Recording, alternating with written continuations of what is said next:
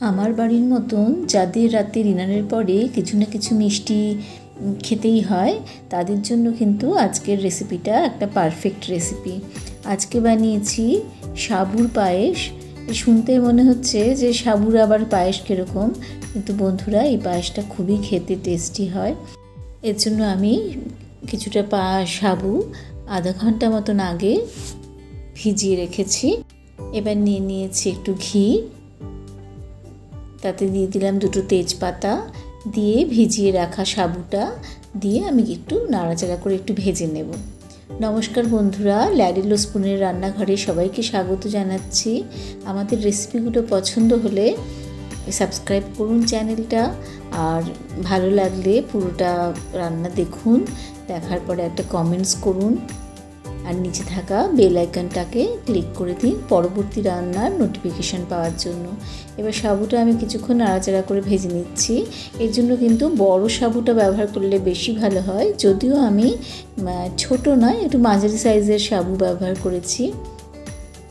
কিছুক্ষণ ভেজে নিয়ে তাতে আমি একটু দুধ অ্যাড করে দিচ্ছি। দুধটা আমি আস্তে আস্তে দেবো, দিয়ে ভালো করে সাবুটাকে মিশিয়ে দিচ্ছি। খুবই ইজি, কিন্তু একটা খুব সুস্বাদু একটা ডেজার্ট এই সাবুর পায়েস।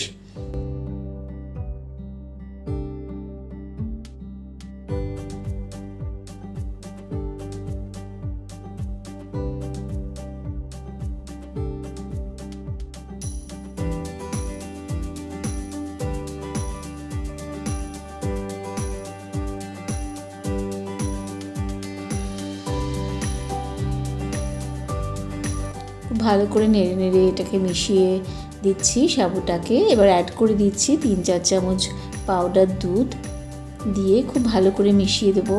এখানে আমি যে আমার যে প্রবলেমটা হয়েছিল, পাউডার দুধটা একটু জড়ো জড়ো হয়ে গেছিলো।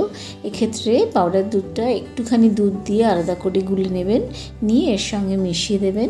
আমি এটা খুব দ্রুত দিয়ে ফেলেছি, যার জন্য আমার এই প্রবলেমটায় পড়তে হয়েছিল। বন্ধুরা, এটা অবশ্যই দুধটাকে আলাদাভাবে গুলে নিয়ে এর মধ্যে পায়েসের মধ্যে অ্যাড করে দেবেন। এবার আমার কিছুটা পাটালি গুড় আমি গুঁড়ো করে নিয়েছি, ভেঙে নিয়েছি, নিয়ে এই পায়েসের মধ্যে অ্যাড করে দিচ্ছি। পাটালি গুড় তো সবাই রাখেন না, আমার সারা বছর ফ্রিজে রাখা থাকে। যা পাটালি গুড়ের বদলে এর সঙ্গে চিনি ব্যবহার করতে পারেন, বাতাসা ব্যবহার করতে পারেন।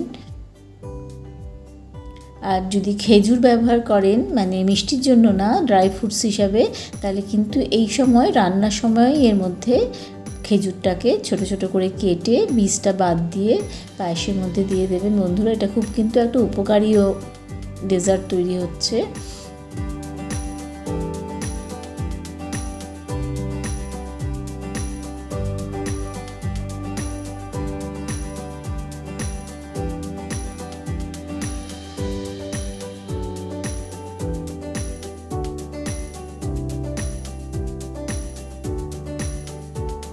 রান্নাটা হয়ে গেছে। এবার আমি কিছুটা ড্রাই ফ্রুটস আমি আমন্ড আর কাজু বাদাম কুচিয়ে রেখেছিলাম, সেটার মধ্যে অ্যাড করে দিলাম।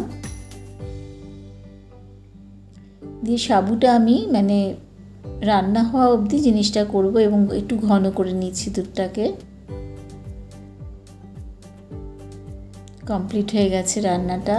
এবার সার্ভ করে দিচ্ছি। ঠান্ডা করে সার্ভ করবেন অবশ্যই, এবং তার সঙ্গে আপনার মন মতন ইচ্ছে মতন যে কোনো ড্রাই ফ্রুটস এর মধ্যে ব্যবহার করতে পারেন।